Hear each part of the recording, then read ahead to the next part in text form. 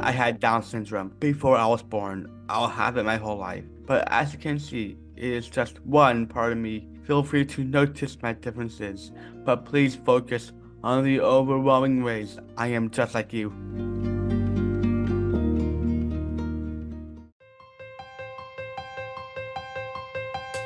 Welcome to Straight Talk on Life Issues. I'm Victor Nieves, joined once again, as always, by Brad Mattis, president of Life Issues Institute. And today's topic is a very important one. Brad, I know this is very near and dear to your heart, and that is Down syndrome. Yes, this made my day, quite frankly, Victor, speaking with Matthew and Christi and Christi's mother, Judie. It just goes to show what a blessing individuals with Down syndrome are, not only to their families and co-workers and neighbors, to everyone they come in contact with. I'll tell you, Matthew is one impressive young man, as is Christi, and they have experienced in their short lives what many hope to achieve throughout their lives. It's true. The two of them have been an absolute inspiration to myself, and I'm sure to many others. I want to welcome them to the program. We have Matthew Schwab. He's a North Carolina native and a public speaker. He also works at Ruckus Pizza, Pasta and Spirits, and Ballroom Dance with his fiance. He volunteers with Gigi's Playhouse, which is a Down Syndrome Achievement Center, and he recently joined their board of managers. He's passionate about raising awareness and acceptance for Down syndrome and the entire intellectual developmental disabilities community. Also joining us is Christi Hockel-Davenport. She was born with Down syndrome on Christmas Day in 1978. She's the youngest of Judie and her husband Jack's 6 children, and the one that she least expected to marry and then move halfway across the country from their Northern California roots. Christi and her husband Austin became nationally known speakers on their marriage. They loved dancing and performing with their huge circle of friends in Dallas, Texas, where they lived in supported independence. For 10 years, they were the core of Spotlight, an acting troupe for people with special needs who created and acted in an original musical every year. Christi is currently featured in a soon-to-be-released documentary film titled Into the Spotlight, which is about all that process while facing life's challenges. We're also joined by Judie Hockel, a dental hygienist by education, a wife and mother by vocation, and of necessity, an advocate for people who have Down syndrome to be all that they can be, starting with the youngest daughter, Christi, and followed by one of her 26 grandchildren who also has Down syndrome. Once again, I want to welcome all of you to the show. Thanks for joining us. This is an important discussion. Briefly tell me a little bit about yourself. We'll start with you, Matthew. All right. So I'm a North Carolina native. I'm the oldest of 3 boys, and I graduated high school in 2017. I love being a productive citizen in my community. Thank you. And Christi? My name is Christi, and I live in Walnut Creek, California, and I'm 45. I have 4 brothers and 1 sister in the family, and I'm the youngest of the family. And introduce us to that beautiful woman sitting next to you. Beautiful old woman. This is my mom, Judie Hockel. She raised me, beautiful young woman like me. Christi, what do you do at work? What are your jobs? Well, I was working at Safeway for 10 years, but now I'm working at a school at St. Francis School, and I do cutting, coloring, and helping the kids and the teachers. And I hear that the kids really like you. Yes, they do. They always like to hug me. Yeah, hugs are great, aren't They they? always keep saying, "Hi, Miss Christi." That's I great. love hearing it. Matthew, what do you do at work? And so I'm kind of all over the board because I have 2 jobs. So one is a part-time, I work at a pizza restaurant, and the other is my public speaking business, Matthew Schwab Speaks. And speak to crowds large and small, locally in North Carolina and nationally as well. And also I serve on 2 nonprofit boards. And which are those? I'm on the board of management for Gigi's Playhouse Raleigh, and I'm on the board of directors for First and Families of North Carolina. Yes, we did a TV program on Gigi's Playhouse years ago. It was a lot of fun. Wow. You know, there's a lot of people that would be afraid to do what you do when you're talking in front of people. Was that something you were nervous about at first? Mm, no, that's my apparently my natural gift. I am never trying to do public speaking. Oh, that's great. I had to get used to it. Wow. So, Matthew, a similar question. When you were little, what did you want to be when you grew up? It's kind of funny because at the time I wanted to be a night watchman at the Smithsonian because at the time night at the museum movies were coming out and I was like obsessive with those films. I loved those movies as well. How about you, Christy? What did you want to be when you grew up? Get married. That's a noble task. I'd like to ask both of you these questions too. Christy, when you were in school, did you ever feel different from the other kids? Yes, because I feel kind of different because I have Down syndrome, but they don't. I want to have kids, but I was born with a birth defect. That what makes me to have Down syndrome.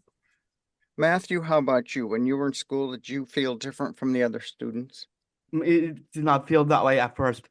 It wasn't until the first half of my freshman year when I felt that way. Okay. And what caused that? Because at the time, my friends were driving, my friends were pursuing a higher level of education or a career, and at the time, I wasn't in the workforce. And then they were having romantic relationships. At the time, I wasn't Mhm. in a romantic relationship.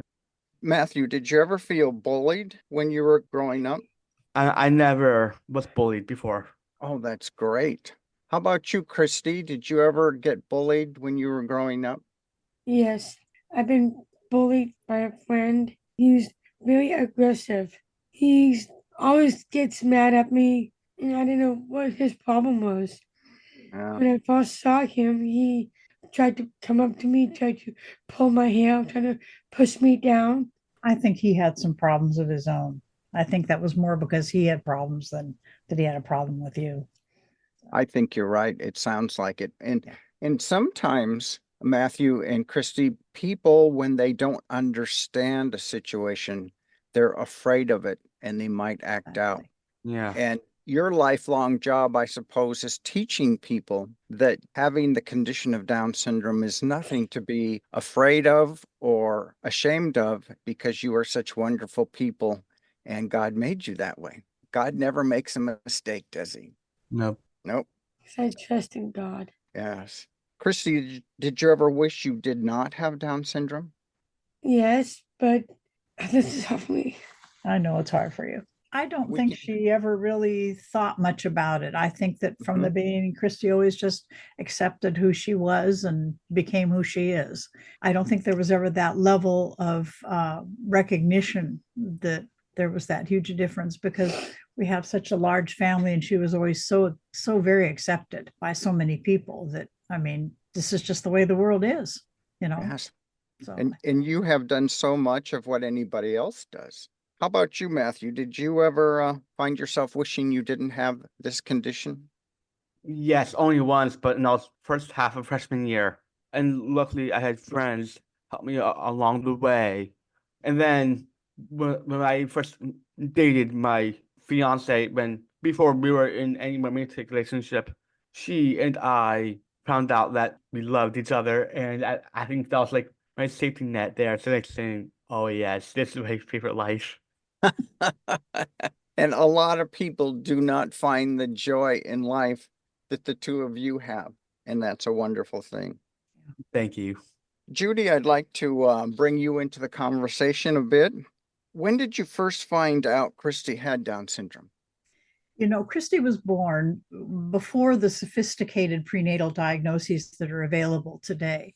So, and I, you know, being pro-life, I probably would not have even chosen to have a prenatal diagnosis because Although they generally say that that's so you can prepare for a child with a disability, I think more often it scares a lot of people into deciding that they want to terminate the pregnancy.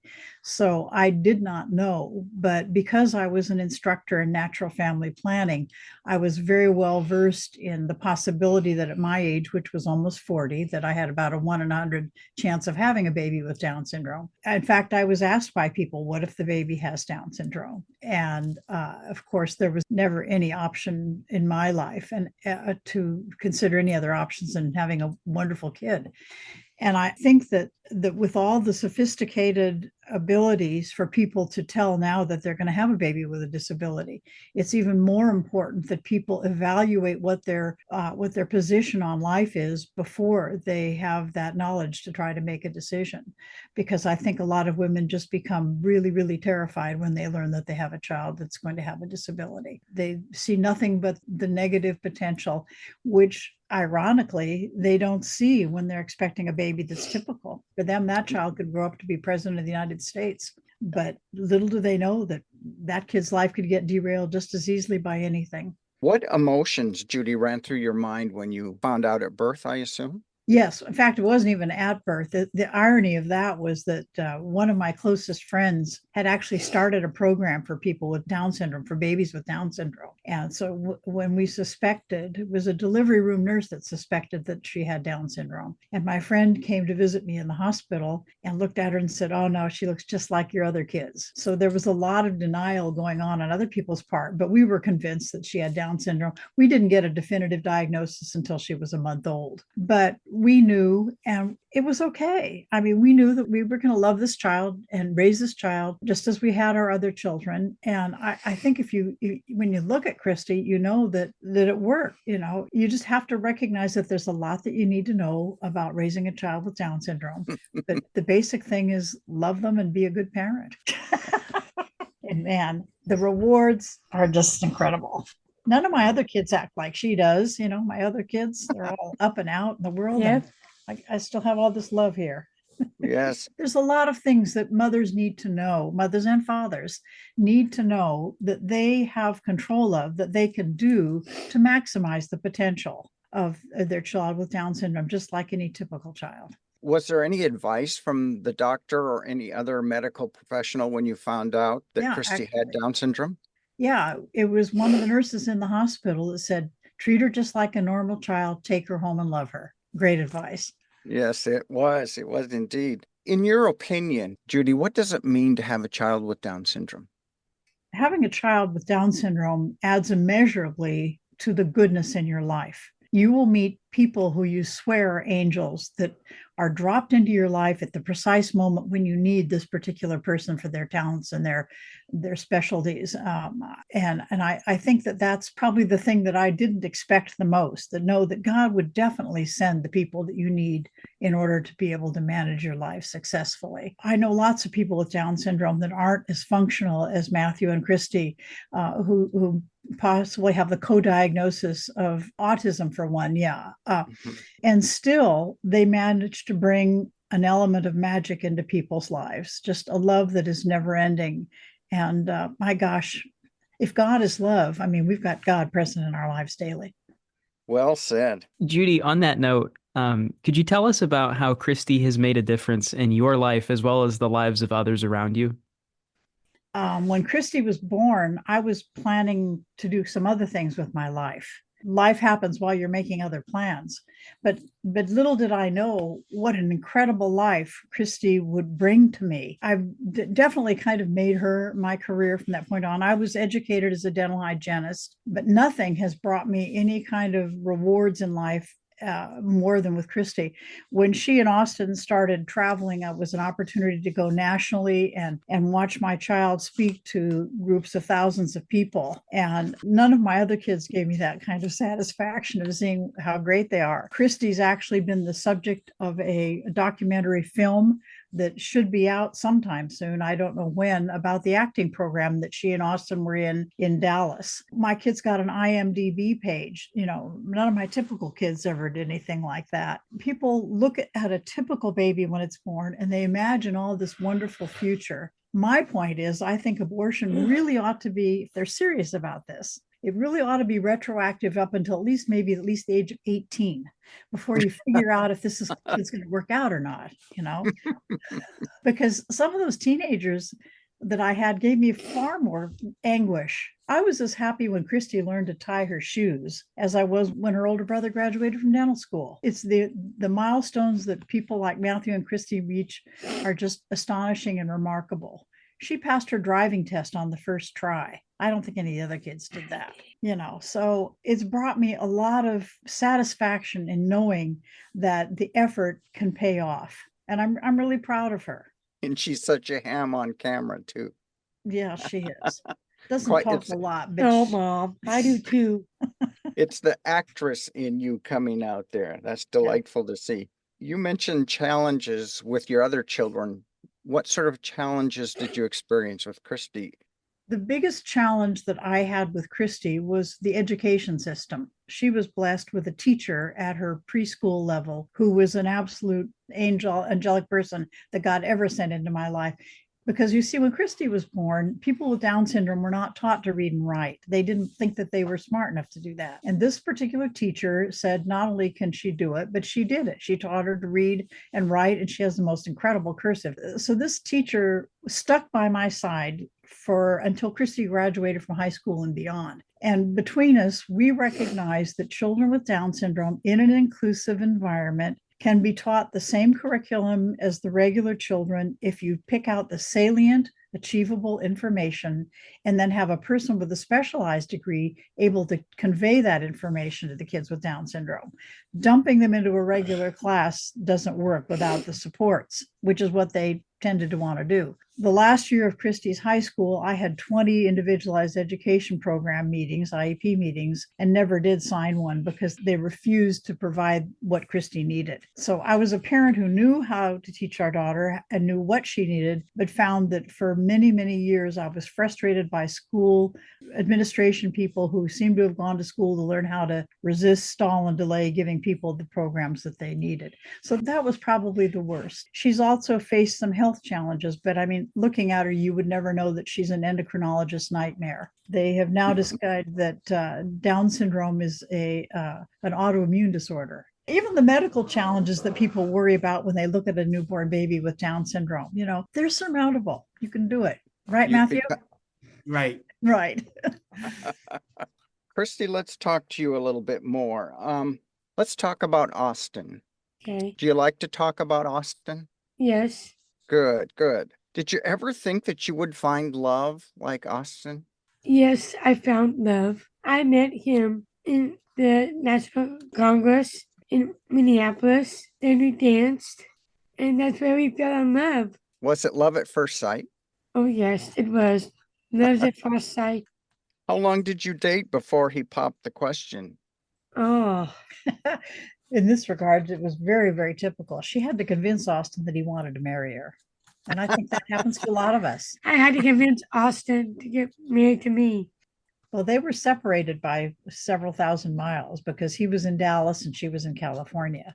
So it meant that we had some stuff to work out. And, that's the advice that I would give to anybody like Matthew that's engaged and considering getting married is you want to make sure that the families of everybody are on the same page and have the same goals and ambitions and supports, because you're not only marrying that person, you're marrying the whole family. Do you think that's the situation you have, Matthew? Is that everybody's on the same page?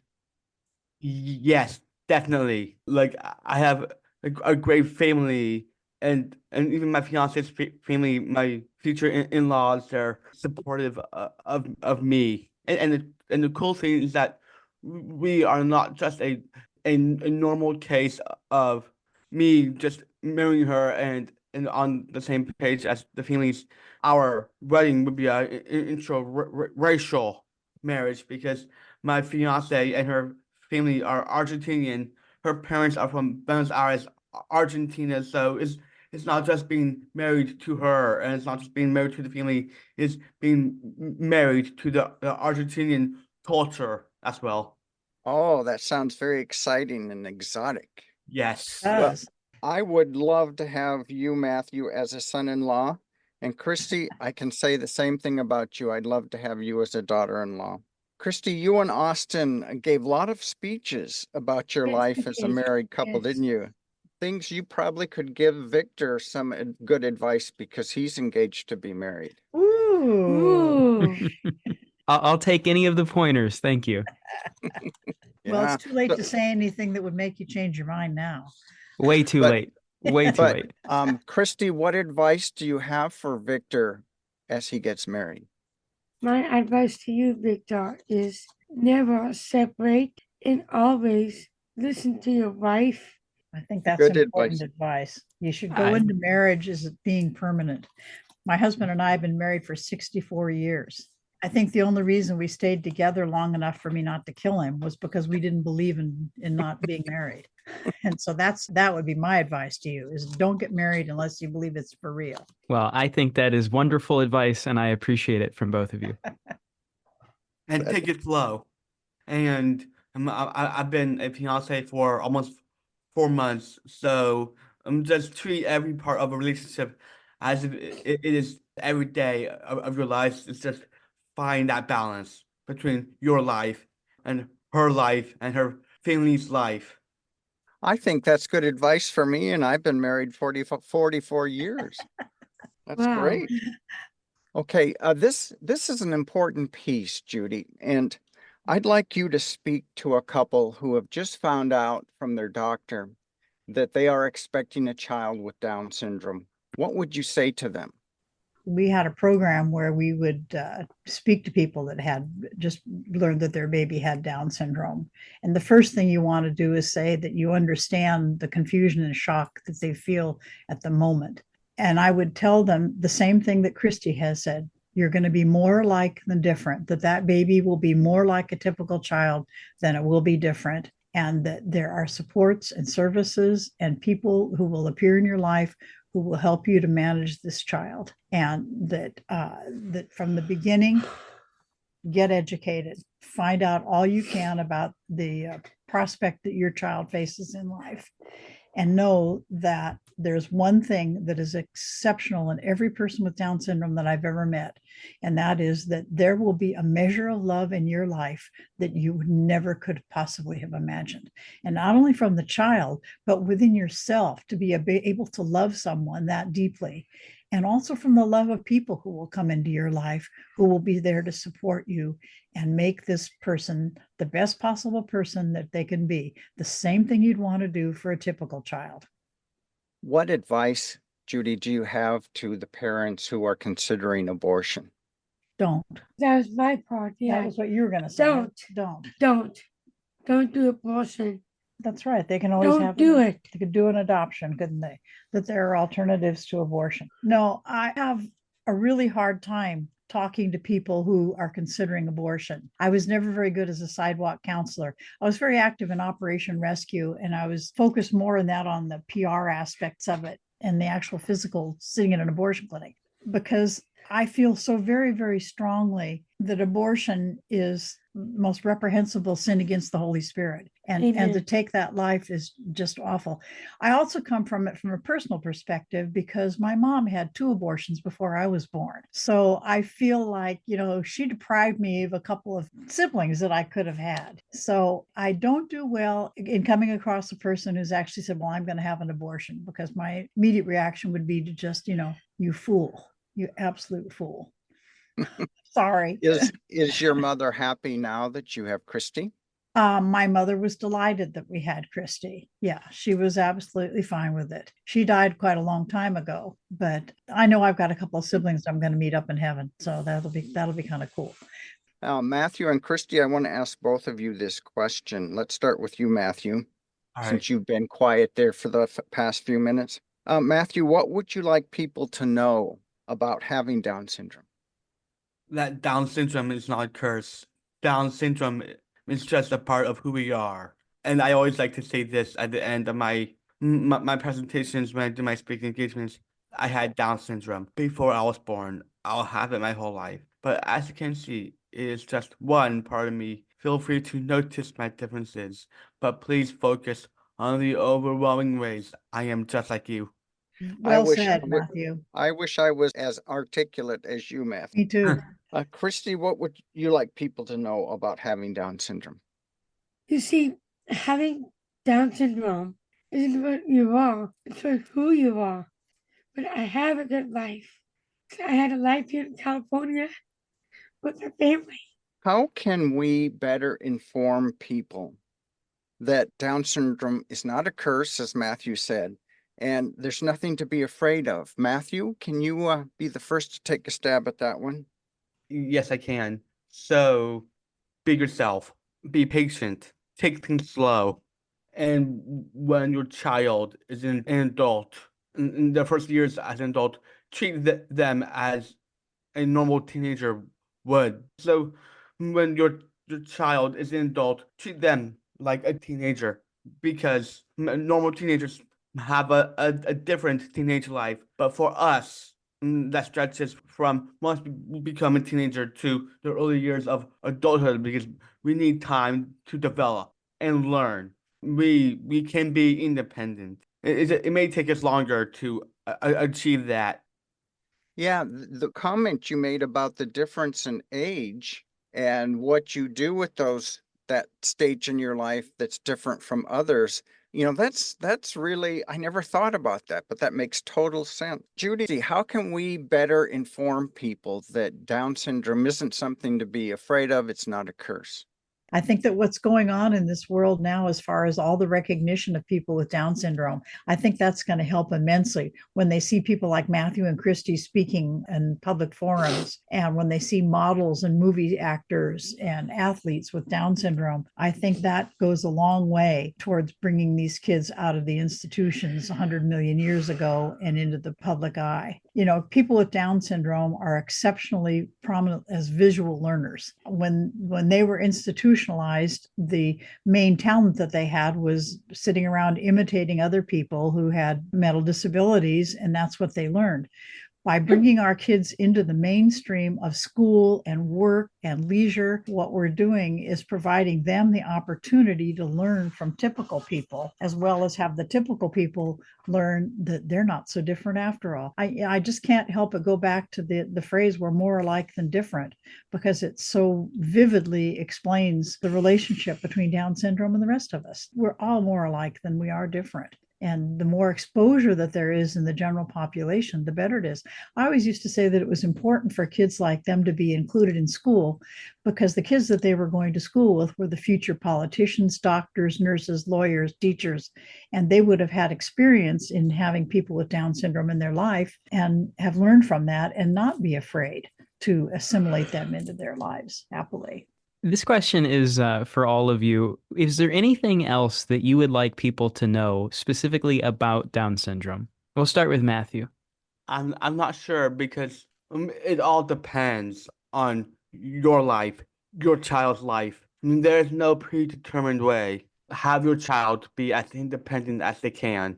Let them, as parents, be an usher to their lives. Make their dreams come true. If your child wants to have a romantic relationship, pursue that. If your child wants to pursue a career, pursue that. If your child wants to pursue a higher level of education, pursue that. The overarching message is no matter how silly a dream is, no matter how small a dream is for your child with Down syndrome, treat those dreams as serious, big, and achievable dreams so they can have the lives they want. That's well said. Thanks. How about you, Judie? Is there anything that you would like people to know? One last thing about Down syndrome? I don't think I could add anything to what Matthew said so eloquently. That's true. Let your kid have their dreams and pursue them, no matter what they are, just like you would with a typical person. People with Down syndrome are just amazing individuals. Christi, would you have anything else to add to that? Yes. That's because we are more alike than different. We learned the same things that as everyone else to be loved and to be happy. Judie, what would you say to the physician whose default response is abortion to the parent when they find out they're having a child with Down syndrome? Yeah, I've actually seen that happen where one of my grandchildren, where the doctor said, you just want to have an abortion, don't you? There was some possible problems.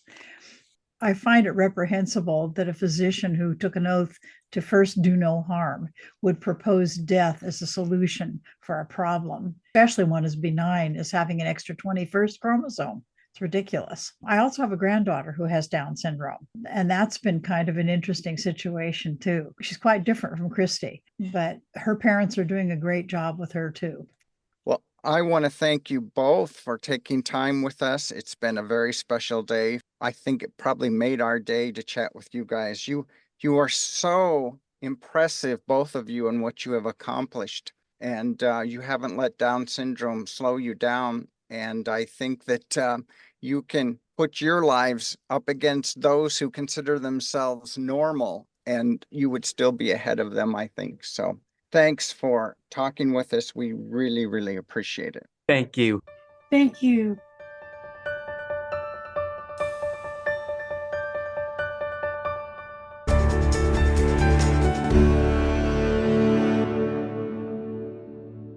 Brad, this conversation has just been such a blessing to me to hear their stories. It's an inspiration, and they're such a tremendous, tremendous blessing. But to hear Christi's story of how she was picked on and treated poorly, bullied in school, that just makes my blood boil because she is such a precious blessing.